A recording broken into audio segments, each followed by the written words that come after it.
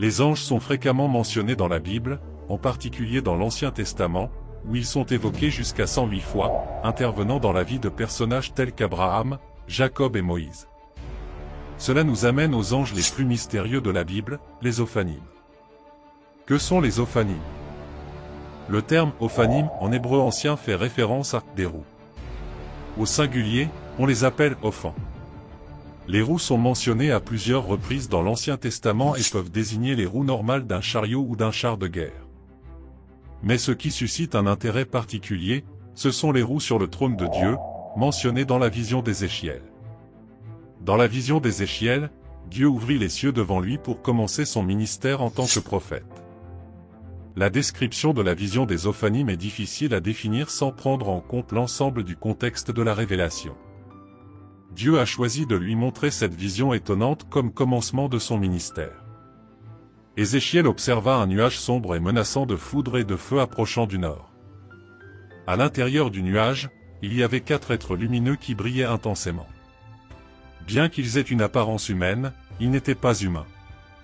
Chacun avait 4 visages différents, un humain, un de lion, un de bœuf et un d'aigle. Bien que dans le livre d'Ézéchiel 1, ils ne soient pas nommés, ils sont identifiés comme des chérubins dans le chapitre 10. Les chérubins sont des êtres célestes créés par Dieu, et ils sont le premier groupe dans la hiérarchie des anges qui apparaît dans la Bible, juste après la chute d'Adam et Ève. Chaque chérubin avait 4 visages, un humain, peut-être représentant l'intelligence, un de lion, symbolisant la force, un de bœuf, indiquant le service, et un d'aigle, qui représente l'élévation. Ils avaient des ailes et étaient disposés à aller où l'Esprit les conduirait, montrant que le Seigneur voulait qu'Ézéchiel comprenne qu'il est partout. Dans cette partie du texte, il est décrit comment les roues, Ophanim, et les êtres vivants étaient liés les uns aux autres. Les roues étaient à côté des êtres vivants et pouvaient se déplacer dans n'importe quelle direction sans avoir besoin de tourner. Les roues étaient couvertes d'yeux, représentant l'omniscience de Dieu, qui est conscient de tout. La vision d'Ézéchiel est difficile à visualiser complètement, mais elle semble être l'image d'un magnifique chariot avec 4 roues, portant le trône de Dieu. La scène donne l'impression de mouvement continu et d'activité, mais sans chaos ni désordre. Au-dessus des têtes des êtres vivants, il y avait quelque chose qui ressemblait à un firmament, comme une éclatante étendue de cristal au-dessus de leur tête. Sous le firmament, leurs ailes étaient tendues droites, chacun ayant 2 ailes couvrant son corps sur les côtés. J'ai aussi entendu le son de leurs ailes, comme le bruit de nombreuses eaux et le bruit d'une armée. Quand ils s'arrêtaient, ils baissaient leurs ailes, et depuis le firmament qui était au-dessus de leur tête, une voix parlait quand ils s'arrêtaient. La vision transmet le message du magnifique pouvoir de Dieu, réconfortant Ézéchiel en lui assurant qu'il était en contrôle et qu'il n'y avait rien au-delà de ses capacités. Lorsque quelqu'un fait l'expérience de la magnificence et de la grandeur du Seigneur, la réaction naturelle est de s'incliner en révérence.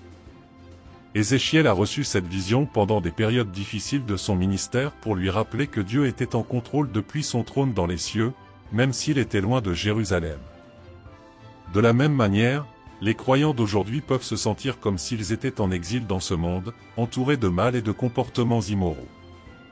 Cependant, nous pouvons trouver du réconfort dans la magnificence de Dieu et dans la certitude qu'il est avec nous en tout temps, qu'il connaît toutes choses et qu'il a le pouvoir de tout accomplir.